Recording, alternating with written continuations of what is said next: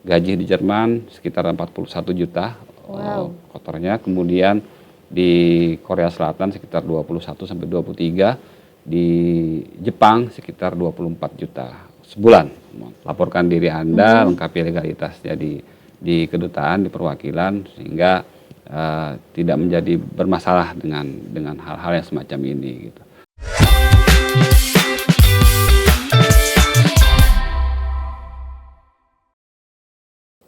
Assalamualaikum warahmatullahi wabarakatuh. Senang sekali tentunya pemirsa Banjarbaru TV kembali lagi. Heni kali ini menyapa pemirsa setia tentunya di program Banjarbaru Menyapa. Dan kali ini kita menyapa siapa ya kira-kira ya? Yang pastinya masih tentang dunia kerja. Nah, ada kaitannya dengan tenaga kerja. Nah, kali ini kita akan mengundang Bapak Fahrizal SP. Beliau adalah Kepala BP3MI Kalimantan Selatan.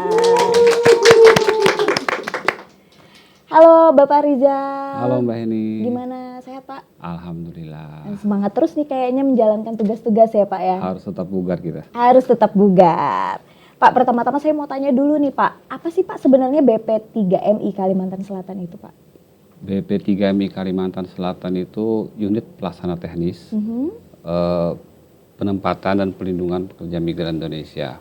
Kami adalah lembaga vertikal di bawah Presiden yang kantor pusatnya adalah Badan Pelindungan Pekerja Migran Indonesia. Badan Pelindungan Pekerja Migran Indonesia mempunyai unit pelaksana teknis di daerah, salah satunya di Banjarbaru, yaitu Balai Pelayanan Pelindungan Pekerja Migran Indonesia. Kami bertugas untuk wilayah Kalimantan Selatan dan Kalimantan Tengah. Oh, jadi dua wilayah Dua cakupannya, provinsi Pak, ya? kita. Dua provinsi Iya, langsung betul. Pak ya. Baik, tupoksi tugasnya sendiri apa nih Pak kalau boleh tahu Pak? Kami bertugas secara umum dalam hal pelayanan penempatan dan perlindungan pekerja migran Indonesia yang dulu mungkin lebih dikenal dengan TKI atau TKW gitu ya.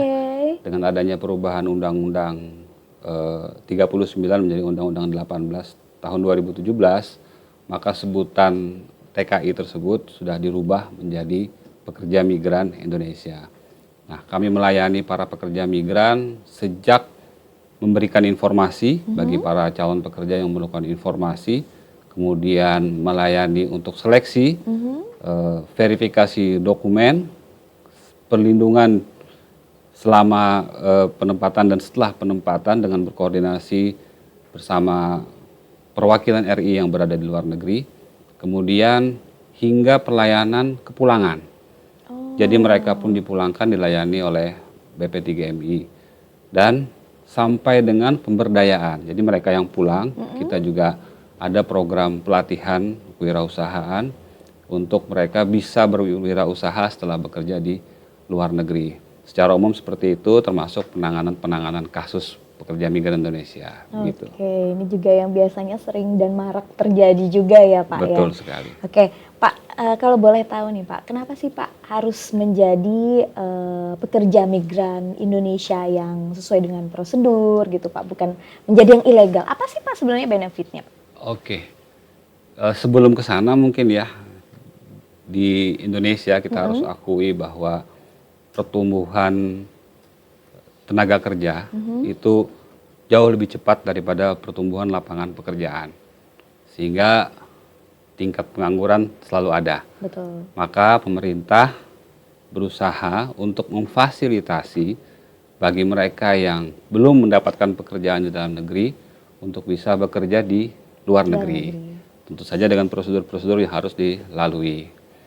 Benefit, kalau kita tanya benefit sebagai pekerja migran Indonesia, selain benefit secara finansial, tentu saja disparitas upah, perbedaan antara upah di Indonesia dengan di luar negeri yang jelas beda pastinya banget Pak ya. lebih tinggi gitu. Kemudian juga bagi pekerja-pekerja profesional, mereka bisa mendapatkan transfer knowledge and technology. Jadi mereka sambil bekerja juga belajar di sana bagaimana menggunakan teknologi terbaru di sana, dan mereka juga bisa belajar kembali untuk sambil bersekolah. Itu benefit yang secara pribadi. Kemudian secara perlindungan mereka pastinya akan terlindungi.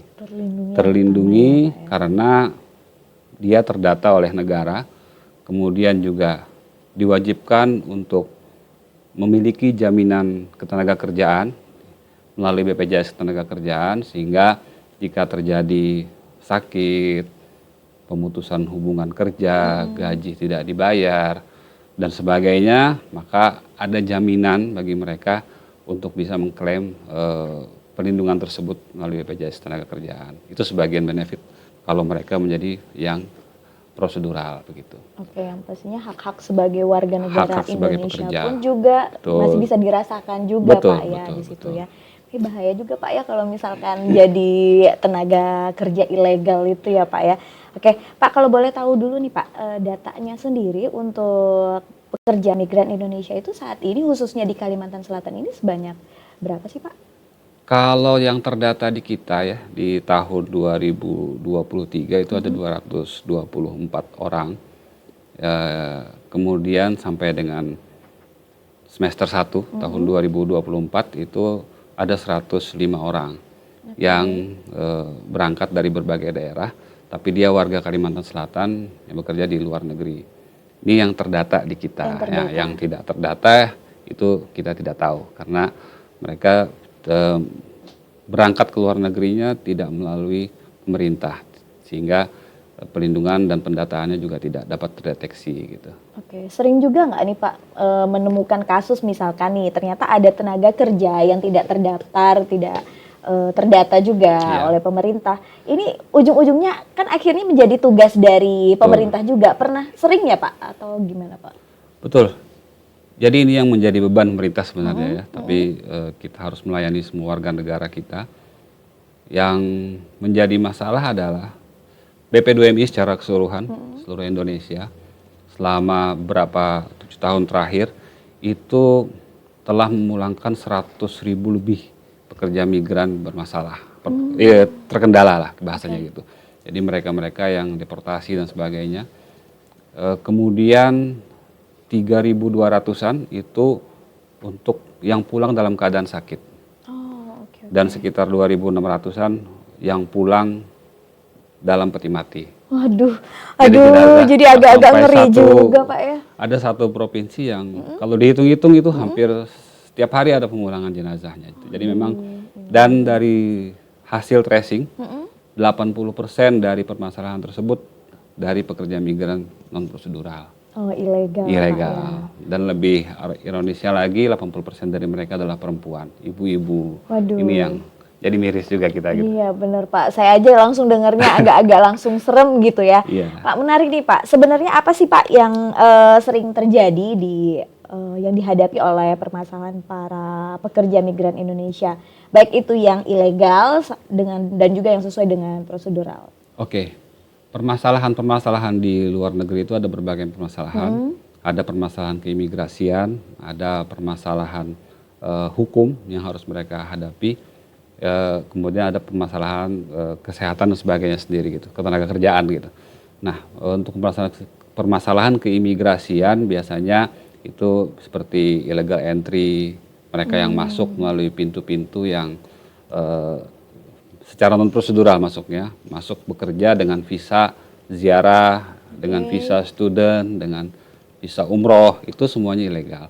Kemudian ada yang sudah masuknya secara benar, kontrak ke 3 tahun, tapi mereka di sana tinggal terus sampai terus-menerus 5 tahun, 7 tahun tanpa memperbarui legalitasnya, sehingga menjadi overstayer. Itu juga akan menjadi permasalahan di luar negeri.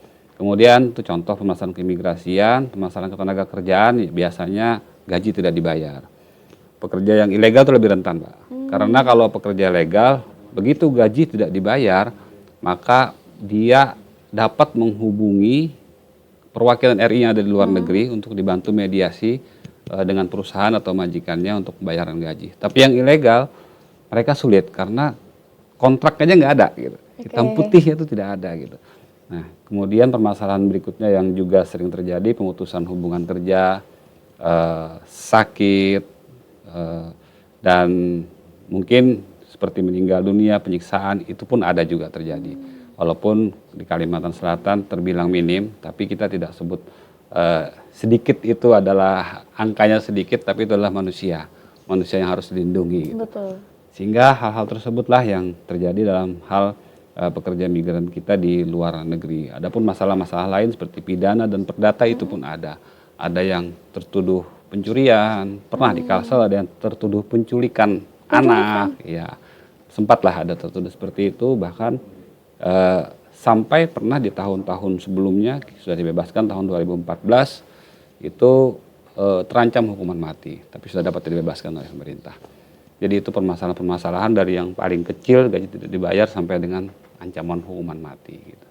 Aduh, agak-agak serem juga nih Pak ya. Iya, ya. betul. Terus tadi juga menarik juga nih Pak, berarti ada juga permasalahan yang legal pun tadi katanya ada yang ternyata betah di situ, akhirnya tidak Betul. melaporkan lagi visanya gitu ya. Ini kira-kira nih kenapa Pak? Apakah karena kepincut sama orang sana atau gimana ya kira-kira ya? Oke, Pak, menarik lagi tentang permasalahan yang tadi dihadapi oleh tenaga kerja migran Indonesia tadi.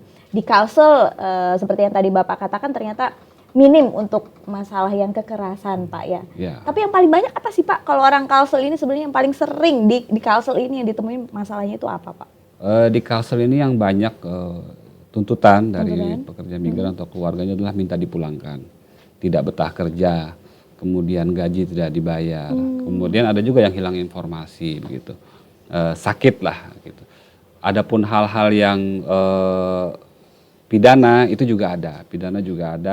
Tahun kemarin ada satu kasus, tahun ini alhamdulillah sudah selesai, tidak ada kasus pidananya.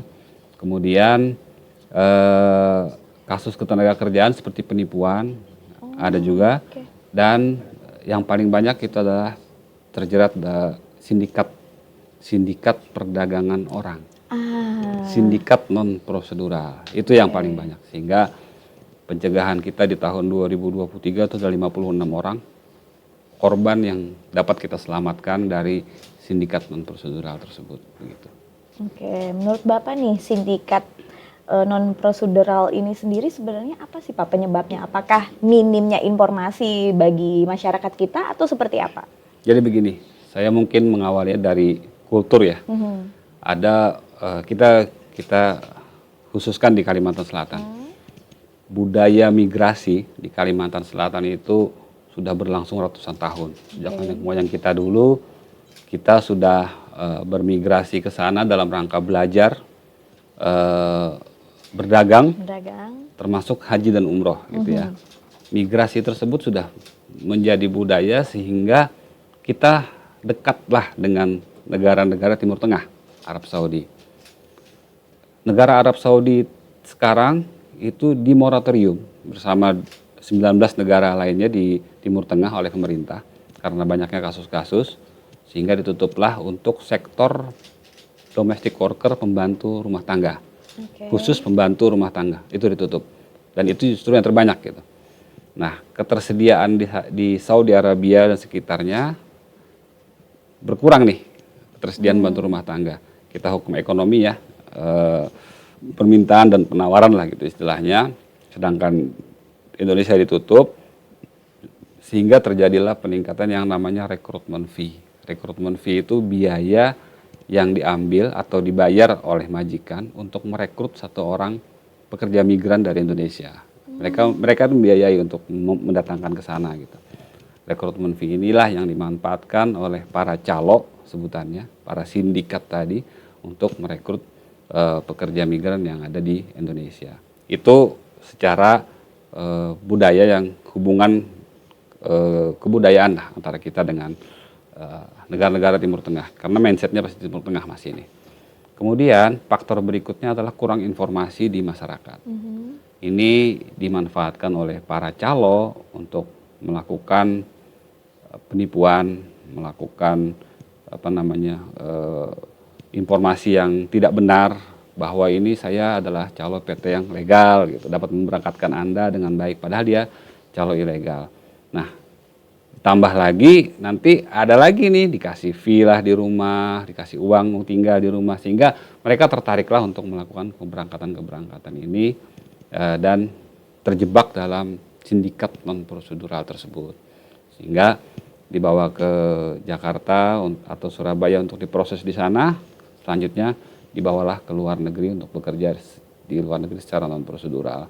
Kita tinggal tunggu waktu paling 3-4 bulan tuh sudah ada nanti yang nelfon, ngeluh. Nah, itu sudah mereka udah mulai tidak betah, sudah mulai merasa ada masalah. Nah, itu di sana nanti yang akan terjadi dan kesulitan kita untuk melakukan penanganan. Lebih mudah melakukan penanganan di daerah saat mereka belum berangkat. Sehingga kita dapat melakukan pencegahan di bandara misalnya, atau kita dapat melakukan pencegahan di Surabaya atau Jakarta, sehingga mereka tidak sempat berangkat ke luar negeri. Kita kasih tahu tentang prosedur yang benar, dan mereka dapat kita pulangkan kembali ke Indonesia, ke tempat asalnya. Dan ini lebih menyelamatkan lah bagi mereka. Tapi kan tidak semua merasa itu harus dilakukan karena faktor ekonomi di kampung, faktor ekonomi mereka juga keluarga, dan faktor rumah tangga biasanya juga jadi faktor mereka berangkat nekat ke luar negeri gitu. Oke, nih ciri-cirinya nih Pak, kadang kan mereka dengan iming-iming yang sudah sangat luar biasa sekali, apalagi juga sekarang tuh kayaknya banyak berbagai cara Pak ya oknum-oknum ini untuk terlihat menjadi terpercaya. Betul, nah, ciri-cirinya apa nih Pak? Untuk kita mendeteksi lebih dini, ini ternyata nih penyedia jasa yang ternyata ini adalah ilegal gitu Pak. Ya, yang pasti ya, yang lebih mereka janjikan itu mereka akan diberangkatkan dengan cepat. Cepat, kemudian. Kalau prosedurnya sebenarnya seperti apa Pak? Prosedurnya kan setiap calon pekerja migran itu harus mempunyai kompetensi sebelum bekerja ke luar negeri. Jadi dites dulu Pak? Harus ada kompetensi. Jadi mereka yang ingin berangkat ke luar negeri itu seharusnya melewati fase-fase dari pendaftaran di kabupaten kota, kemudian mereka masuk ke BLKLN, Badan Latihan Kerja Luar Negeri, untuk dilatih bahasa dan dilatih kompetensinya. Kemudian mereka harus sertifikasi uji kompetensi. Setelah selesai baru mengurus visa, paspor dan sebagainya, dan diberangkatkan ke luar negeri. Sebelum pemberangkatan pun masih mendapatkan namanya orientasi pra-pemberangkatan dari kami. Nah, sebelum diberangkatkan itu mendapat orientasi pra-pemberangkatan, sehingga mereka tahu kalau bermasalah mereka harus menghubungi siapa di sana, bagaimana budaya negara penempatan, itu semua ada pelajarannya. Bahaya AIDS, bahaya terorisme dan ISIS segala macam itu pun dikasih tahu.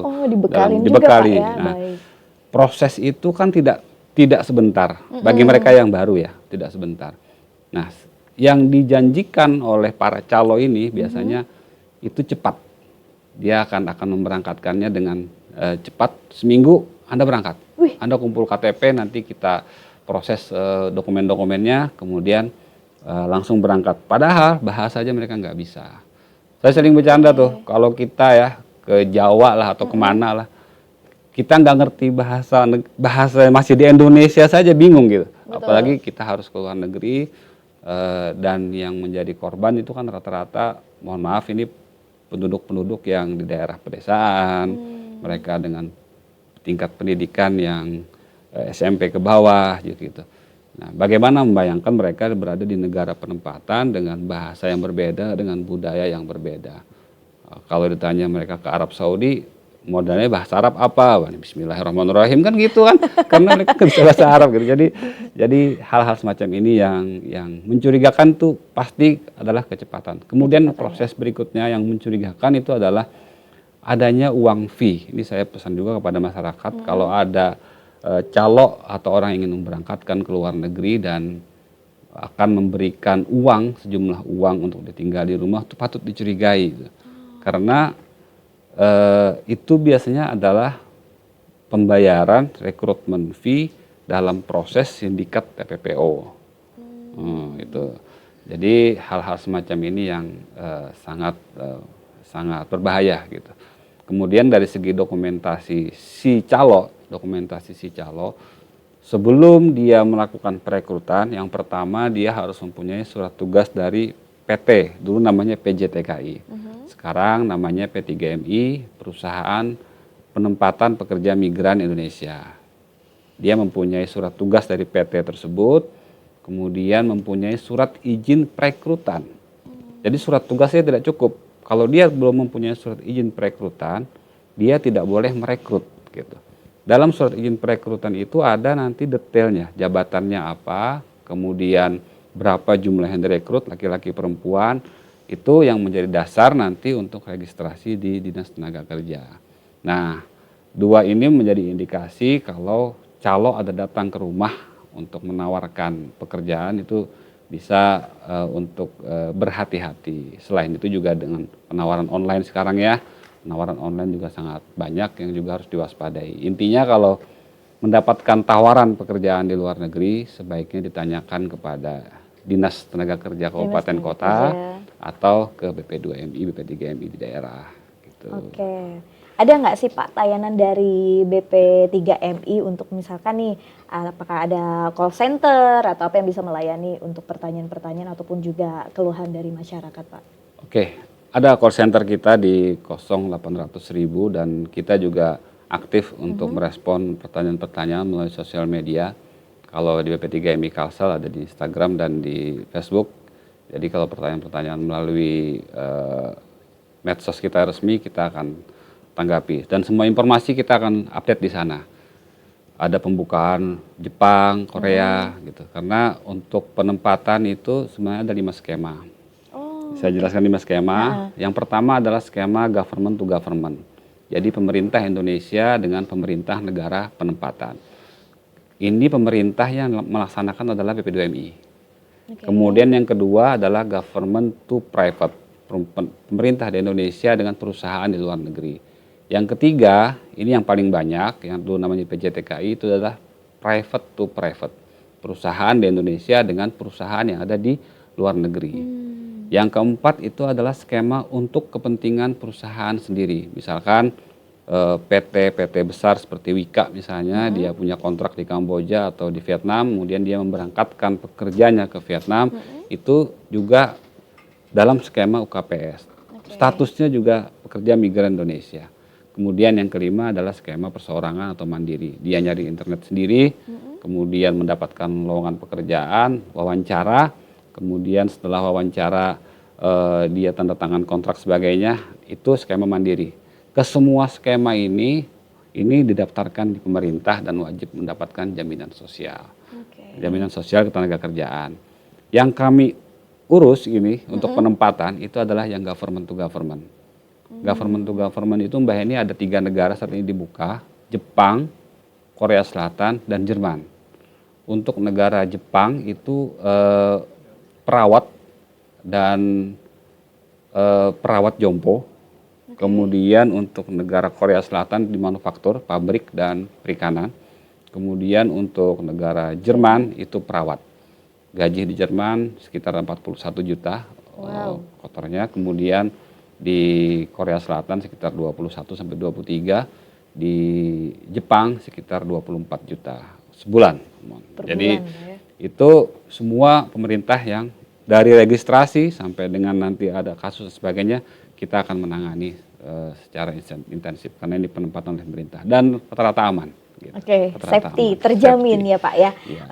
Yang menarik nih Pak, saya jadi penasaran kalau untuk yang government to government itu apakah ada jenjang waktunya, misalkan batas kontrak kerjasamanya itu ada jangka waktunya nggak sih Pak? Ada. Berapa Jadi untuk government to government itu kalau Jepang perawat itu 3 tahun sampai 4 tahun. Kemudian di Korea juga begitu, kurang lebih sekitar segitu dan bisa diperpanjang nanti. Kemudian di Jerman juga sebegitu. Kemudian untuk pembukaannya sendiri itu biasanya di bulan Maret, April itu ada pembukaan untuk government to government. Untuk Jepang sampai saat ini setiap tahun kuotanya tidak terpenuhi. Jadi dibuka 500 orang, yang ngisi paling 300, 400, 450, 490 lah maksimal. Seluruh Indonesia itu. Untuk Korea Selatan ini beda karena dia jenjang pendidikannya cukup SMP, SLTP, dan dia dipersyaratkan bahasa Korea sudah bisa. Ini sekitar 9.000 yang kita buka, itu daftarnya sampai 60.000. Jadi memang rebutan ini kalau di Korea. Untuk yang Jerman juga dalam antrian karena yang pembukaannya masih sedikit gitu. Dan untuk Kalimantan Selatan mulai banyak peminat untuk Jepang dan Jerman, cuma untuk Korea Selatan masih belum banyak peminat, gitu. Kira-kira. Aduh, menarik sekali nih Pak ya. Oke, Pak, kira-kira selama ini nih Pak, apa sih evaluasi dan juga dari hambatan-hambatan yang sering terjadi? Mungkin bisa diceritakan juga dari pengalaman Bapak semenjak di Kalimantan Selatan nih Pak. Baik. Hambatan-hambatan kita dalam penempatan dan pelindungan pekerja migran itu yang tadi saya ceritakan ya, tentang menghadapi sindikat ilegal migran, penempatan ilegal pekerja migran Indonesia. Kemudian dalam hal penempatan kita masih minim untuk penempatan yang ke negara-negara non Timur Tengah. Jadi masih mindsetnya itu belum banyak yang tertarik untuk ke negara-negara seperti Jepang, Korea dan sebagainya. Sebenarnya ada di 152 negara itu WNI kita yang bekerja di luar negeri. Cuman untuk yang tadi kan G2G ya, untuk yang P2P itu ada di Malaysia, Singapura, Hong Kong, Taiwan, Qatar sebagainya itu banyak gitu. Cuman yang untuk di Kalimantan Selatan minat itu ke negara-negara non Timur Tengah masih sedikit gitu. Mungkin karena kultur yang berbeda ya, karena kultur yang berbeda. Yang kedua hambatannya adalah kompetensi teman-teman kita lulusan khususnya keperawatan yang tadi kita jelaskan itu masih belum bisa mengimbangi dengan permintaan negara penempatan. Contoh bahasa Jepang, bahasa Jerman atau bahasa Arab. Walaupun nanti kalau G2G dia ada pelatihannya ya, termasuk bahasa Korea. Maka kami mendorong saat ini beberapa lembaga pendidikan termasuk pemerintah daerah untuk menyediakan pelatihan-pelatihan tersebut dan alhamdulillah mungkin di Banjarbaru salah satu kota yang menyediakan pelatihan bahasa Jepang gitu. Jadi saya apresiasi bahwa itu adalah penyiapan anak-anak muda kita untuk siap bekerja di dunia internasional. Gitu. Wih, keren ya. Ada dong di Banjarbaru, jadi bisa belajar bahasa Jepangnya juga ya lebih lancar lagi gitu. Oke, Pak. Selain itu, kira-kira ada inovasi apa nih Pak? Kira-kira dari BP3MI Kalimantan Selatan? Inovasi dari BP3MI Kalimantan Selatan, ini kami sedang mendorong MOU ya dengan beberapa kabupaten kota. Karena begini, dalam amanat Undang-Undang 18 tahun 2017, penempatan dan pelindungan pekerja migran di Indonesia itu bukan hanya tugas PP2MI gitu. Dalam amanat undang-undang tersebut di pasal 39 adalah tugas pemerintah pusat, PP2MI, Kemnaker, Kemlu dan sebagainya. Kemudian di pasal 40 itu ada tugas pemerintah daerah provinsi. Jadi provinsi juga ada diamanati untuk melaksanakan dari penyiapan sampai dengan pelindungan. Di pasal 41 ada tugas dan kewenangan dari pemerintah kabupaten kota. Sampai di pasal 42 itu ada tugas dari pemerintah desa. Jadi sampai ke desa itu sudah ada diatur dalam undang-undang ini. Untuk penyiapan sampai dengan pelindungannya. Maka kami mendorong saat ini kerjasama lebih intensif dengan pemerintah daerah, pemerintah kabupaten kota dan provinsi untuk mengaktifkan sampai dengan pemerintah desa dalam hal penyiapan dan pelindungan pekerja migran di Indonesia ini. Kalau itu terjadi, ini saya bicara ideal ya, tentu saja gerak para calo gerak para calo ini akan sangat terbatasi karena semua sudah tahu tugas masing-masing dan semua sudah menyiapkannya, semua sudah melindunginya, pastinya mereka pun akan semakin sempit ruang geraknya gitu. Itu yang pertama. Yang kedua, yang menarik bagi kami adalah begini, dari riset kami gitu, bahwa penempatan kita di setiap tahun itu tidak lebih dari 500 orang. Gitu. Tapi ternyata kami mengindikasikan bahwa di Kalimantan Selatan ini ada ribuan, 1000 atau berapa ribu lah kita belum tahu, pekerja migran yang sedang bekerja di luar negeri. Yang tidak terdaftar, yang tidak terdata. Maka kami melakukan bekerjasama dengan pemerintah daerah juga untuk pendataan berbasis desa. Dan di beberapa kabupaten kota kita sudah dapatkan data Dan ada satu kabupaten existing saat ini, dia warganya sedang bekerja di luar negeri ada 223 orang. Terdata di kami itu sekitar 56 orang. Jadi ada selisih ini. Nah, sehingga diindikasikan bahwa 75-80% tadi itu adalah pekerja migran non prosedural. Nah, ini langkah yang harus kita ambil. Pemerintah daerah harus tahu bahwa ini akan menjadi potensi masalah. Sehingga kita harus lakukan mitigasi untuk pelindungan pekerja migran Indonesia ini. Kira-kira itu yang beberapa hal yang kita lakukan pada saat ini, karena kita concern dulu pada pembenahan di daerah untuk ilegal yang masih banyak dari Kalimantan Selatan gitu. Oke, lebih baik mencegah Pak ya daripada viral di kemudian hari betul, ya Pak betul ya. sekali. Apalagi zaman-zaman sekarang tuh apa-apa kayaknya sangat cepat sekali untuk menyebarnya ya Pak ya. Betul, betul. Oke Pak, ini menarik juga tentang human trafficking Pak ya. Ini juga perlu kita soroti juga saat ini. Nah, kalau angka kasus tentang human trafficking sendiri di Kalimantan Selatan ini apakah mengkhawatirkan atau tidak Pak?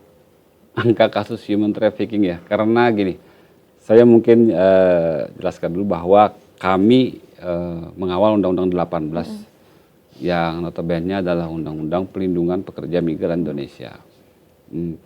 Kami dapat mengatakan bahwa terdata saat ini ada ratusan 297 pekerja migran Indonesia yang kami tangani dan itu non prosedural gitu.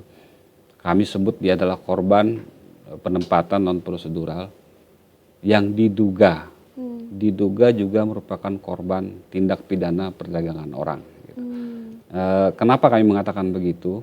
Karena ada kesamaan modus antara TPPO dengan penempatan non prosedural. Di situ ada perekrutan, di situ ada mobilisasi, di situ ada penampungan, di situ ada pemindahan, kemudian penempatan tadi kan, dan yang nantinya mungkin teman-teman kita aparat bisa dalami adalah tentang eksploitasi. Kalau dia sudah ada eksploitasi, maka itu akan masuk ke ranah TPPO.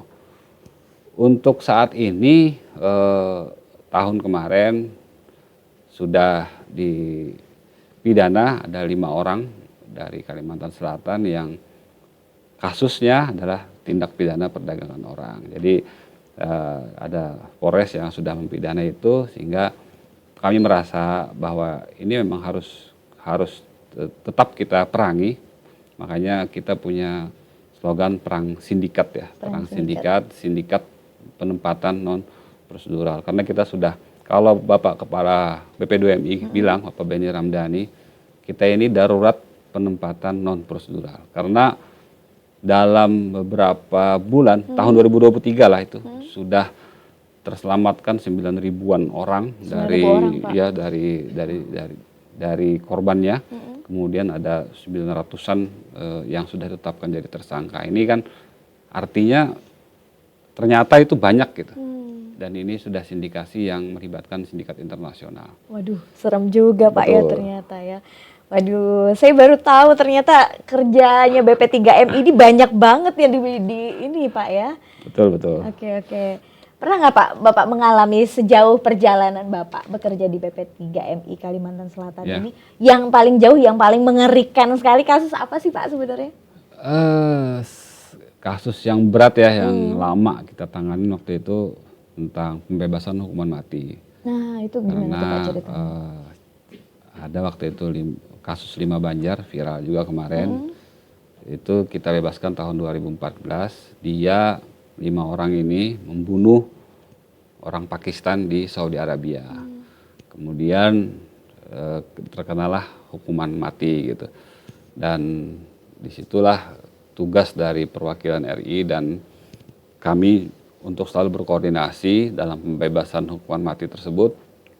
Alhamdulillah mendapatkan pemaafan dari keluarga korban, karena dalam kasusnya tersebut itu tidak bisa dimaafkan oleh raja. Kalau pembunuhan ini harus dimaafkan oleh ahli waris gitu.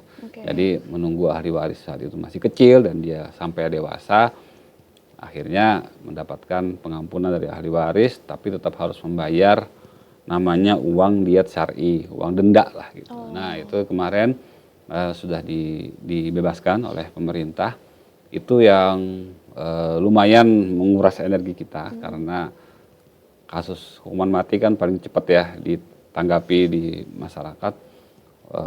Kemudian sama juga ada hukuman mati juga kemarin 2 warga Kabupaten Banjar dan alhamdulillah juga sudah dibebaskan. Kasus-kasus seperti ini yang terjadi di luar negeri. Adapun kasus dalam negeri yang paling sulit itu adalah pencegahan non prosedural. Karena sulitnya kita mendeteksi PMI yang akan berangkat, kami sebutnya PMI ya, pekerja migran Indonesia yang akan berangkat ke luar negeri secara non prosedural ini. Ini yang tantangannya sih seperti itulah. Kalau dijalani ya bisa saja lah. Kita berkoordinasi bekerja sama dengan baik dengan para pihak terkait gitu. Harus kejar-kejaran juga Betul, Pak berarti betul. Pak ya. Iya. Oke. Karena terlambat sedikit mereka akan menjadi korban. Gitu. Penyelamatan lah. Oke, saya mau tanya lagi nih Pak, apa sih Pak sebenarnya pesan-pesan bagi para pekerja migran Indonesia, mungkin yang ada di luar negeri dulu nih Pak, yang saat ini sedang bekerja di luar. Apa nih Pak pesan khususnya untuk Ya. para pekerja kita? Para pekerja migran Indonesia kita di luar negeri, khususnya dari Kalimantan Selatan ya, bagi mereka yang sudah berangkat mengantongi secara prosedur yang resmi, itu agar dijaga untuk nanti kalau sudah selesai mereka mengupdate kontrak lagi untuk mendatang ke Kedutaan Besar Republik Indonesia. Adapun bagi para pekerja migran Indonesia yang saat ini statusnya ilegal. Atau non prosedural, saya berpesan agar melaporkan diri ke perwakilan RI yang ada di luar negeri, baik itu di KJRI maupun di KBRI, sehingga mereka terdata di perwakilan gitu. Ini yang menjadi penting karena beberapa kasus yang terjadi itu kan mereka tidak terdata. Jadi pesan saya agar mereka melaporkan diri ke KBRI dan KJRI dan jangan takut untuk menuntut majikan gitu. Kadang-kadang mereka merasa takut kalau tidak digaji, kalau dipotong, kalau diberhentikan gitu. Dengan mereka melaporkan diri ke KBRI justru akan mendapatkan legal standing yang jelas gitu. Kontraknya menjadi jelas gitu. Sehingga mereka lebih terlindungi lah di luar negeri. Begitu kira-kira untuk kawan-kawan.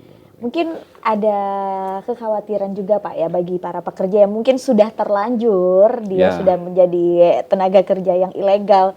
Apa ada hukumannya nggak sih Pak kalau misalkan kita ternyata menjadi tenaga kerja ilegal? Ini bagi kita yang tenaga kerjanya ya Pak ya?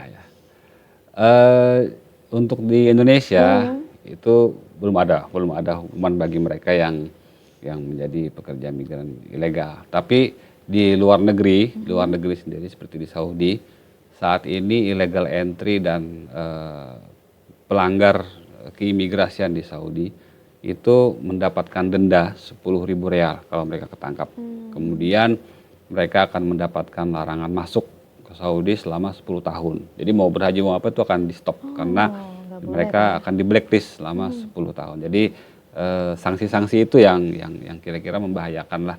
Merugikan bagi pekerja migran Indonesia yang ada di luar negeri. Makanya tadi saya saran laporkan diri Anda, lengkapi legalitasnya di kedutaan, di perwakilan sehingga tidak menjadi bermasalah dengan hal-hal yang semacam ini gitu. Itu sih kira-kira Mbak. Oke, jadi jangan khawatir para tenaga kerja kita yang di luar sana mungkin yang sudah terlanjur mengikuti prosedur yang salah ya tanpa prosedural, itu bisa langsung saja untuk melaporkan tentunya dengan perwakilan kita yang ada di negara masing-masing. Oke Pak, kita juga akan memberikan kesempatan untuk netizen yang sudah bertanya. Ini ada pertanyaan dari netizen @flowerianacraft. Nah, apa saja jenis perlindungan yang wajib ada untuk imigran? Berapa banyak imigran di ibu kota sendiri? Jenis perlindungan ya? Jenis perlindungannya Pak yang wajib ada untuk imigran. Jenis perlindungan yang wajib, sebenarnya gini, filosofi dulu. Perlindungan yang paling bagus itu adalah dirinya sendiri. Jadi bagaimana dirinya untuk melindungi dari hal-hal yang merugikan di luar negeri. Itu self defense ya. Kemudian dari segi pemerintah, kita mewajibkan untuk menjadi anggota pesertaan BPJS Ketenagakerjaan. Itu sebagai jaminan ketenagakerjaan selama mereka bekerja di luar negeri gitu. Perlindungan dalam bentuk dokumen itu seperti kontrak kerja, itu perlindungan. Karena dalam kontrak kerja akan tertulis mereka akan bekerja berapa jam, selama berapa tahun, akan digaji berapa, dan itu semuanya ada di sana. Itulah yang akan menjadi dasar nanti jika terjadi permasalahan ketenagakerjaan. Ini perlindungan-perlindungan yang wajib bagi seorang pekerja migran Indonesia gitu. Kira-kira begitu perlindungannya. Kemudian untuk yang tadi apa di ibu kota ya? Di ibu kota sendiri, berapa banyak imigran di ibu kota sendiri? Secara Kalsel tadi ya, secara Kalsel 2023 ada 224 orang, tahun ini ada 105 orang. Dan itu akan terus bergerak datanya terkait dengan pembukaan penempatan seperti ke Jepang dan sebagainya tadi. Kira-kira seperti itulah datanya untuk yang terdata di kita gitu. Oke. Kalau secara garis besar nih Pak, dari tahun ke tahun apakah meningkat peminat dari tenaga kerja di Kalimantan Selatan sendiri? Apakah justru semakin menurun Pak sebenarnya Pak? Secara garis besar saya lihat meningkat, Pak. Meningkat Pak ya? Meningkat dengan adanya pembukaan beberapa negara yang dituju seperti Jerman, Jepang, dan Korea Selatan. Ini menarik ternyata bagi anak-anak muda kita yang ingin berkarir di Eropa, di luar negeri. Mereka kan lebih melek ya, melek teknologi, beda dengan zaman-zaman orang tua kita mungkin yang tidak seperti itu, sehingga mereka melihatlah mungkin kesuksesan dari alumninya atau kakak-kakak tingkatnya yang sudah bekerja di luar negeri. Dan ini menarik, ini ternyata mereka ada peningkatan untuk minat bekerja di luar negeri karena mungkin lapangan pekerjaan di Kalimantan Selatan juga terbatas gitu.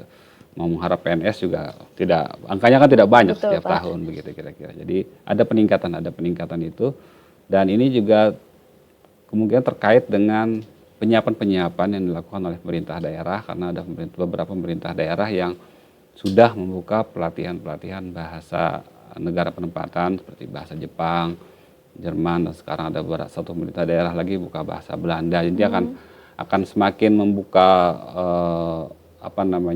lowongan keinginan mereka untuk bekerja ke beberapa negara dengan adanya kompetensi yang sudah disiapkan bagi mereka gitu. Oke, sekarang intinya nih Pak, ya. Syarat-syaratnya kalau misalkan kita sebagai warga Kalimantan Selatan yang ingin mendaftar menjadi pekerja migran Indonesia apa nih Pak?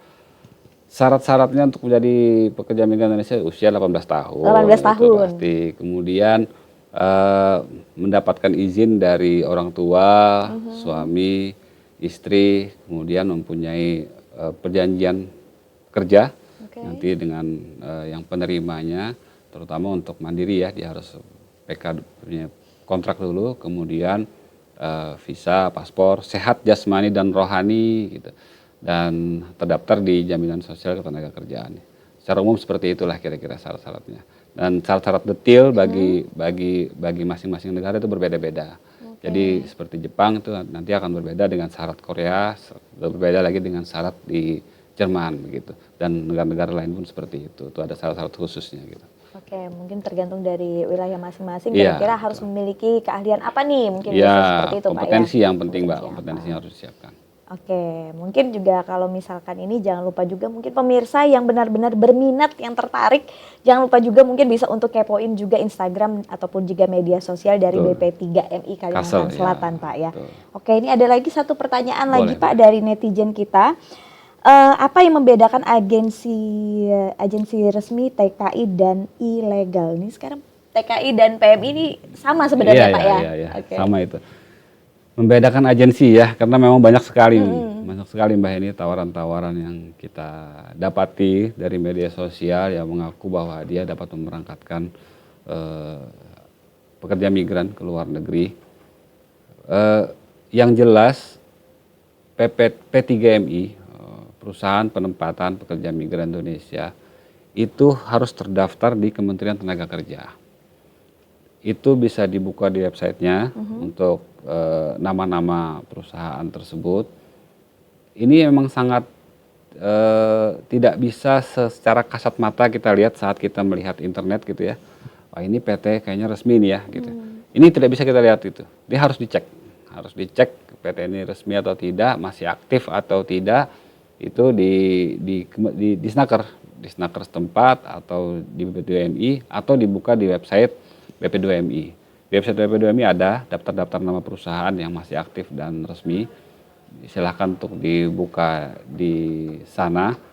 Dan ketika kita mendaftarkan, jadi saya pesan juga kepada masyarakat nih, ketika Anda ingin bekerja dengan perusahaan agensi yang merekrut pekerja migran Indonesia, itu tahapannya adalah yang pertama meregistrasikan diri di Dinas Kabupaten Kota.